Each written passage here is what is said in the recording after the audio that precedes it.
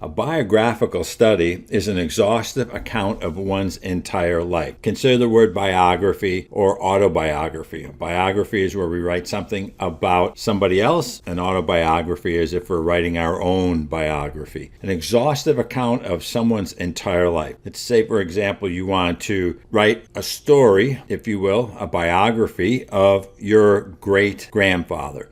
And your great-grandfather lived to be 100 years old, and he had many accomplishments in his life. Well, if you wanted to do that, you would have to have an exhaustive account of that person's entire life. And I'll go into some ideas here on how you would get that information. This is not commonly found in doctoral dissertation research, though there are a few, and it can be appropriate at times to apply this biographical study as research designed to a doctoral dissertation. It would usually be done so in a manner where there was an expert in your area of study that you wanted to write about, and you really wanted to offer the reader something that no one else has ever written about. If, for example, you found the work of President Reagan, Ronald Reagan, who was president in the 1980s in the United States. If you found his life and his work interesting, you might want to write a biography about him. But what would be new? I mean, there's hundreds, maybe even thousands of books about Ronald Reagan because he was such a popular person. So you might not be able to add anything new. Unless now, for example, you happen to have known him and he knew you, and there's some stories you personally had that nobody else did. Well, that might be a little bit different, but that's probably not the case, because maybe you would have already written it, or somebody else had put your information down from conversations they had with you. The reason why it's not common in doctoral dissertation work is that many times people look at a biography and, because it's so objective, believe that it's not very significant or substantial for doctoral dissertation work. There's a difference between what's good research and what's qualified for a doctoral dissertation. For a doctoral dissertation, one tends to produce something that other people can use, that they will find significant. They'll find substantial information from what you provide. Oftentimes, biographies, it's just good to know information for those who are curious. Great leadership studies or other such studies where one must account for how and why that person was accountable or responsible for some major outcome that perhaps was a pivotal point in history or within a body of knowledge. This is where, if you have this opportunity and you can meet this kind of criteria, well, maybe you can do it for a dissertation. But for general applications, this is not going to be something you're going to use. Now, what I would suggest, if you're not a doctoral student, or if you happen to be one, you won't be one forever. You may want to look at this as something to continue your own research on once you graduate, and something you found interesting. Like perhaps you found a research expert or a leadership expert or a healthcare expert that you want to write about their biography because they contributed something that maybe other people have written about. That might be what you do with a biography type of study. Perfect for later writing a biography. So the research is part of the study, and not always in the end of a research study do we produce an outcome. In a biography type study, it may be all the research that goes into later creating biography. The findings could be just the findings of the research done from doing many different reviews of documents, interviews, looking at different sources of information, and coming to a conclusion.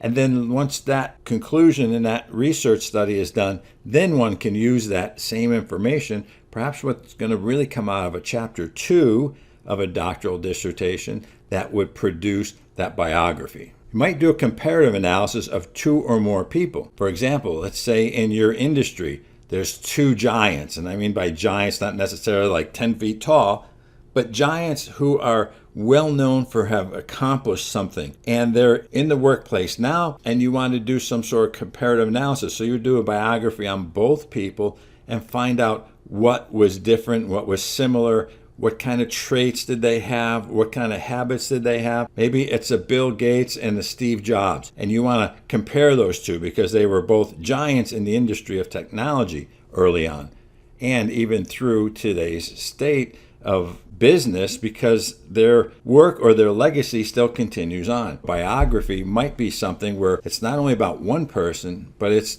2 people, so it's actually 2 biographies with some sort of comparative analysis. And this is probably more likely what you would find in a dissertation because it's adding more value. It's kind of like the difference between a single case study and a multiple case study. A multiple case study tends to be far more significant and substantial in findings. Life stories exist in many forms: long and short, specific or general, fuzzy or focused, surface and deep, realist and romantic, modernist, postmodernist. There are different perspectives one would take when they want to write a biography. You might want to look at something that was maybe short and general, or perhaps something that's really focused and covers one or two deep issues.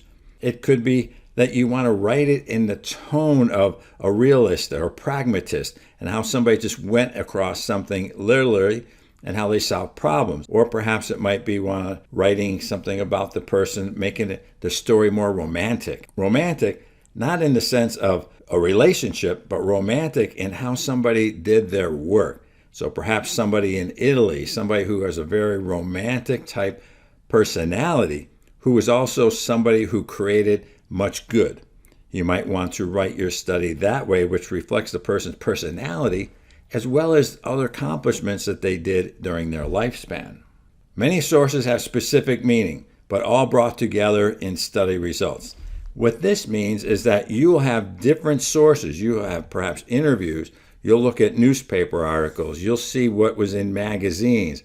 You'll find any story, any information, could be notes that somebody had from a conversation they had with the person you're doing the biography about. Anything and everything should be considered. And here, this is where you're taking these many sources and synthesizing them, coming up with some sort of analysis and evaluation of what the collective information means. And that's really the essence of the biography. If you have the opportunity to even interview the person, well, you want to do that as well.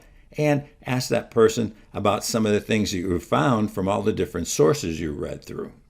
Voice of the person or voice of the researcher. This is where you have to decide if you're going to do this type of study and then you're going to put together a report. What is the voice? Is it going to be the voice of you, the researcher, or the voice of the person itself? There's different ways of writing. You can do a biography and kind of use their voice, if you will, and do a lot of quoting and do a lot of sourcing straight from the author's work. Or you can write it as a third-person perspective, you looking at all documents and what you found. Now, normally what I've seen in the biographic studies is the voice of the researcher, because after all, it's the researcher who's doing the work. I would like to know what you found in all your analysis and all the sources, and help me understand what somebody else couldn't produce because they're not you. They don't have your background. They don't have your knowledge. I would want to read the researcher's voice. But there's a place for writing such a biography in the voice of the person. This is not restricted in the sense of where you get information.